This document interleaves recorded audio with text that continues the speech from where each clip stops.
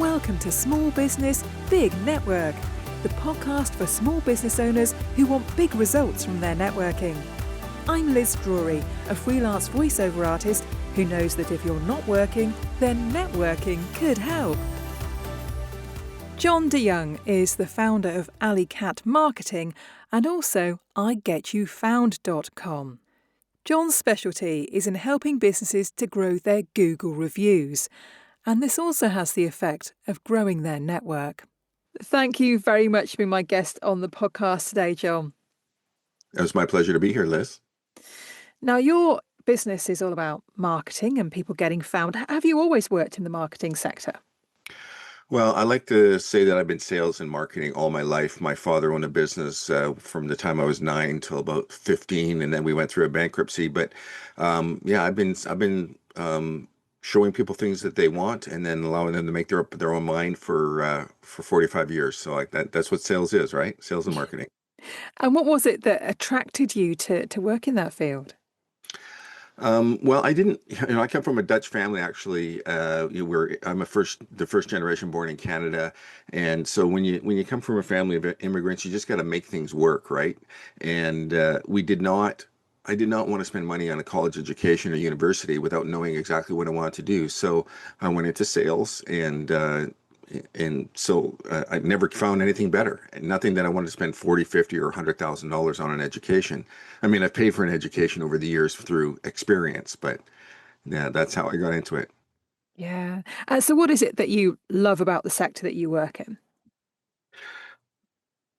I think what I love is um, helping people. So I believe that I'm an encourager by nature. And what I'm able to do now is use my experience and help people grow their businesses. And so many people are afraid of making mistakes out there. I mean, as I mentioned to you, my father, went through a bankruptcy when I was a kid. And so people need to know who they can trust and who they can work with. And that's what I just try to do now is build relationships with people and share my experience with them. And we've made huge differences in companies. Mm. So tell me about your journey before you started the business you're doing now. What were you doing? So I've been in TV and stereo sales. I worked in the jewelry business, and then I got into the car business, and I worked for one of the largest car dealership groups in all of Canada. And I went through sales, and then I started training in sales, and then I started helping managing. And then in 2008, my appendix burst, and I almost died.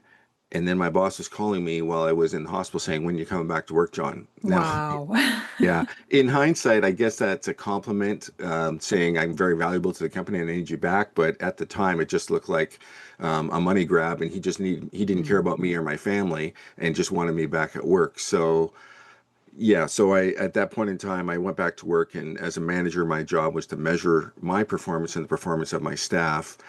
And my performance personally went down by 40%. And I was the exact same man. I had the same skills, but the environment had changed. It was no longer positive and encouraging. It was, you're a piece of meat, and we just want to. That's what I felt. And Mm. so my wife and I remortgaged, doubled the mortgage on our house. We had three small kids, all below teenagers at the time. Took on lines of credit, and bought Alley Cat signs at that time. Yeah. So how quickly did you do that after getting back into the office? How quickly did you get out again? Yeah, it was 8 months. It was probably 6 months, and I knew that I wasn't going to be able to do this, and it took me another 3 months to put the financing together. So 8 or 9 months, and then it happened to be June 1st is our wedding anniversary. We just celebrated 40 years, and it just happened to be 17 years ago that we bought the sign business the same on June the 1st as well. So it didn't take long, it's been a great journey. Yeah. So why signs? Why did you get into that? Well, I looked at a bunch of different things, but I knew that when business is good, people need signs. When business is bad, people need signs. So there's nothing that's recession proof, but it's recession resistant. And I'm not afraid to go out and talk to people and ask them, hey, do you need a new sign? Or hey, look at this. Take a look at your sign. It's not looking good right now. And that's the thing that most people forget is to Mm. to look at their own stuff, right? Like the cobbler's, Yeah. he doesn't look at his own kid's shoes, right? Yeah. So tell me about some of the businesses that you've made signs for. So we've done businesses. We do work with lots of hotels. We just did some work for a cruise ship here in Victoria. We're a port city, so we have a dry dock here. So we get cruise ships that come in for refit. So we did some work for the Norwegian Jade cruise ship that was just in here. We've done work for government. We've done work for pubs and breweries. There's lots of those here. And I'm a beer fan, so it seemed like a natural fit. Lots of restaurants and that sort of thing. And we do everything from vehicle wraps to to three-dimensional backlit signage. And that's all designed to attract business. Mm. Now, you said that people need signs when times are good, when times are bad. How was your business affected by the pandemic? Did that affect people's need for signs? Yeah, it was huge. So I don't know in the UK, but we had social distancing here, so we had to Yeah. put stickers on the floors, Hmm.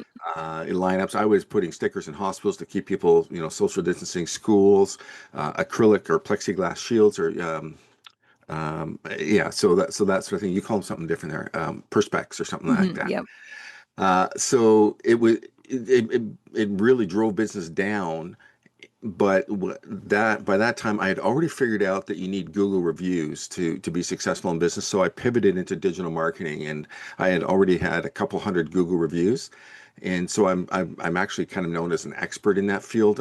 It's not a title that I put on Mhm. myself, but a few people have said that. So I decided then to start sharing that expertise with other people, and that's a big part of our business now, Liz. Yeah, yeah. So tell me about who you're helping now to get Google reviews. So I've helped marketing companies as far away as Australia. There's a model in Spain that was trying to build her reputation. So I've done consulting with her.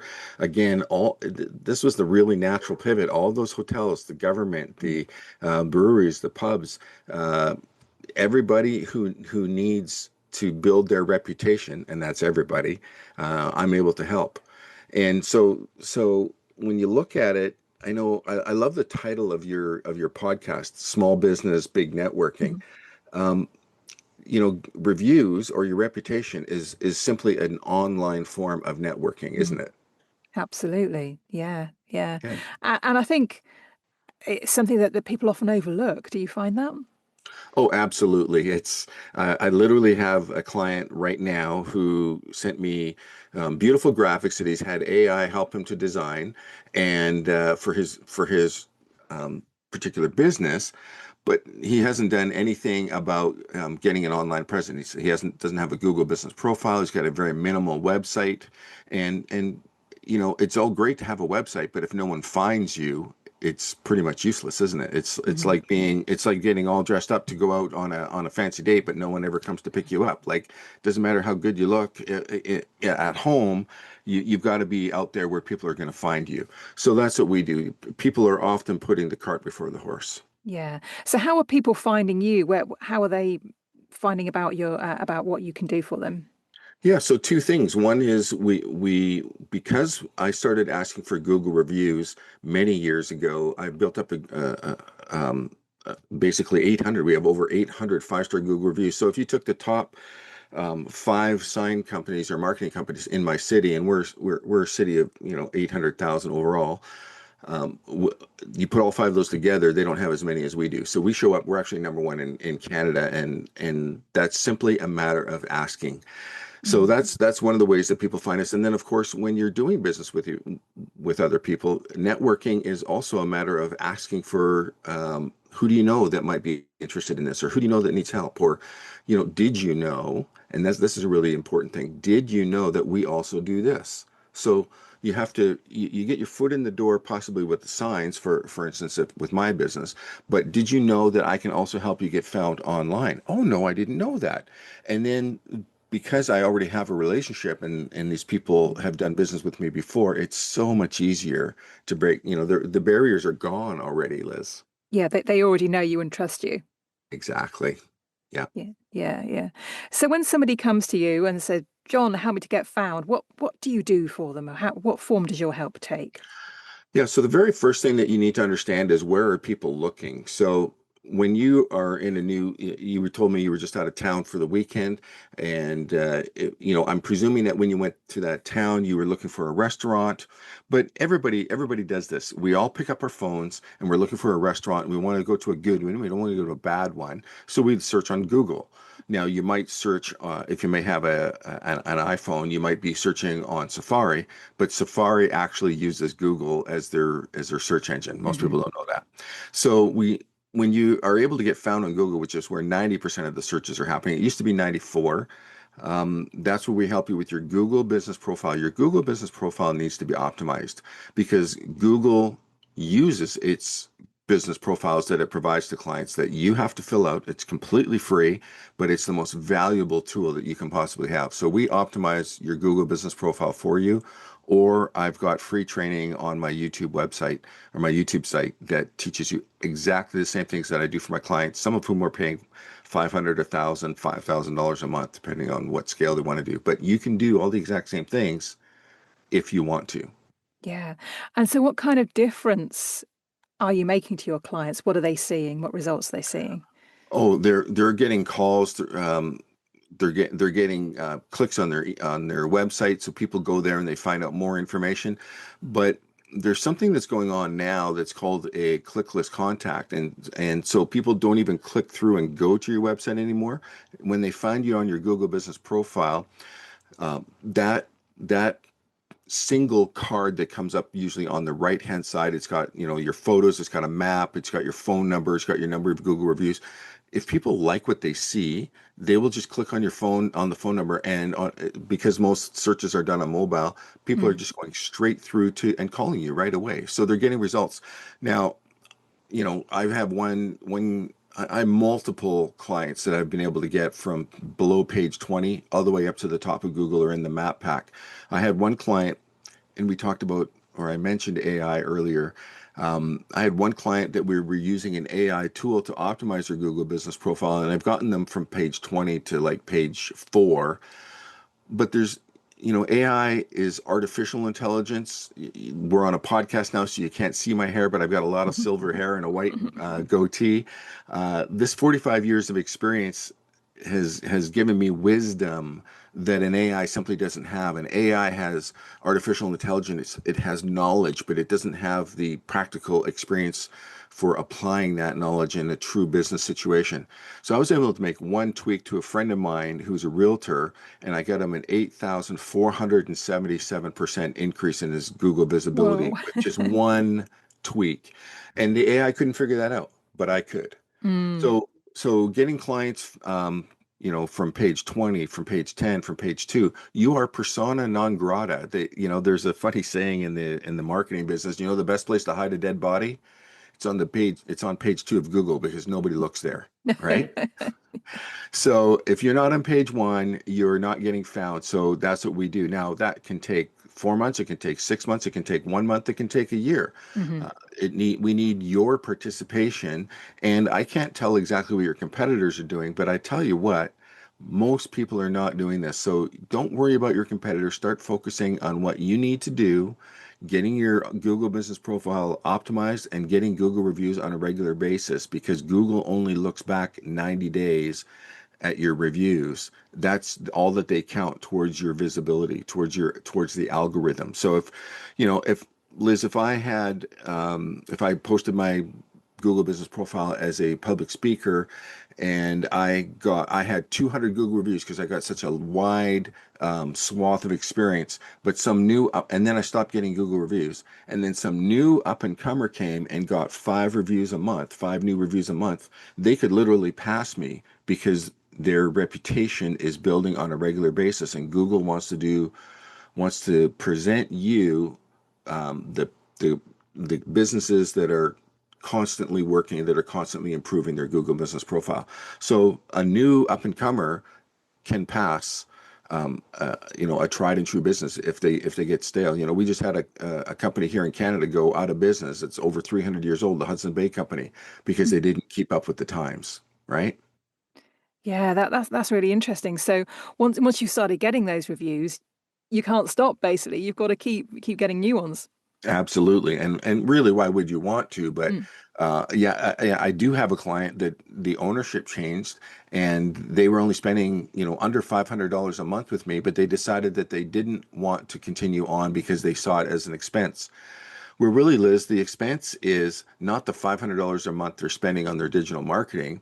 The expense is they're a flooring company. And if their average sale is $7,000 and they get one new sale a month, they're losing $7,000 in revenue. So say their margin is only, 20%, they're still losing, a couple $1,000s a month in profit. Hmm. So but that's scarcity thinking. That's a scarcity mindset. I like to think in what's this gonna cost, but also what's the benefit? What's the return on investment? And I have never ever not been able to move a client way up in their Google business profile so that they're able to see positive results. You should be seeing 200% ROI at least on your digital marketing. Now, that being said, I got ripped off in digital marketing once myself, and that's one of the reasons I got into this. You can't get anything for $100 a month. If someone says they can get you found on Google for $100 a month, run away. It's a scam. Mm-hmm. Well, chances are it's a scam. Hmm. Um, you need to spend $500 to $1,000 a month at least to be effective because AI right now is spitting out so much stuff onto Google that you got to get through all that noise and stuff as well. So I encourage you that if you're on a budget, learn how to do it and do it yourself, but really then you're losing your own productivity. I suggest you do what you do very, very well.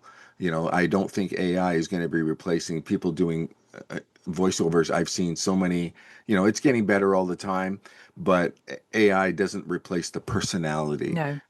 right? No, absolutely. So does it take a lot of effort if people want to do this themselves? Is it going to take them a lot of time? No, as I mentioned, I can, well, I mean, it takes time to learn how to do it. It takes Mm. years to learn how to do it really, really well. But the basic tools are out there. Like Google literally teaches you how to do it. That's one of the places that I learned. As I mentioned, there's lots of training available out there. But you do need to spend, I would say, 4 to 5 hours a week if you're going to be doing that. And we charge $125 an hour currently.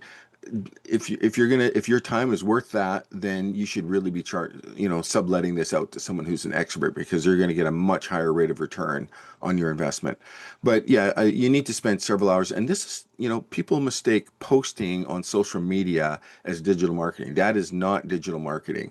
That is, going to maybe get you some views and some likes, but that really doesn't convert into dollars and cents into your bank account. And that's what we want to do. We want to drive people to your website or drive people to have a connection with you, whether it's a phone call, whether it's an email, and get them communicating with you because as I mentioned before, my wife and I have been married for 40 years because we communicate.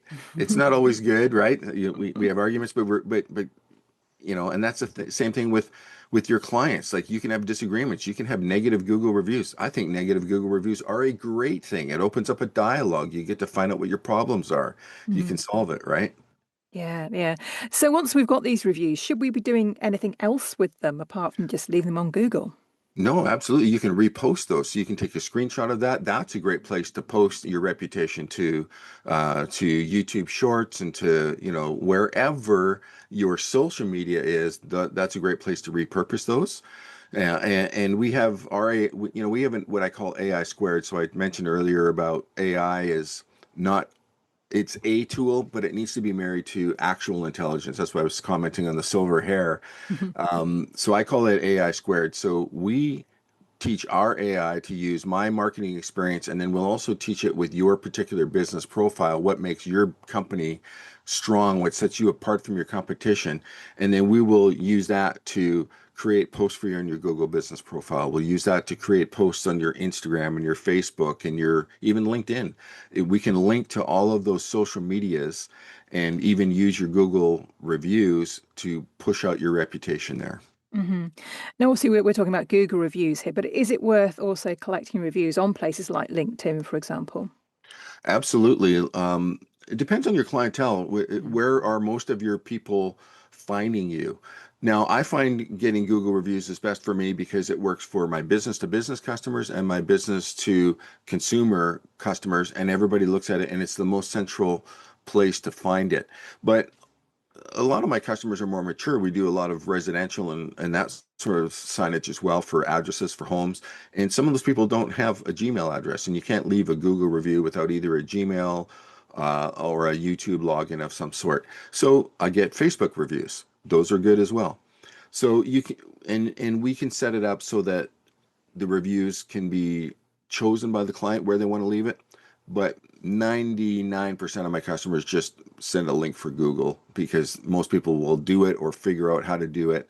And if they can't do it and they already have a Facebook review, they'll just leave it there. Yeah, yeah. Now we've briefly touched on networking already, but tell me how do you grow your network? Well, I do podcasts for one thing. Thank you for having me. And another thing that I do is I'm a member of the Chamber of Commerce. So I do shows at the Chamber of Commerce, and we have a display that we use there. And again, that doesn't have to be super expensive. It can be a pop-up banner or a tablecloth or table runner. It can be a backer behind there. But when you're a member of the Chamber of Commerce, that is such a great place to meet other businesses if those are the types of clients that you have.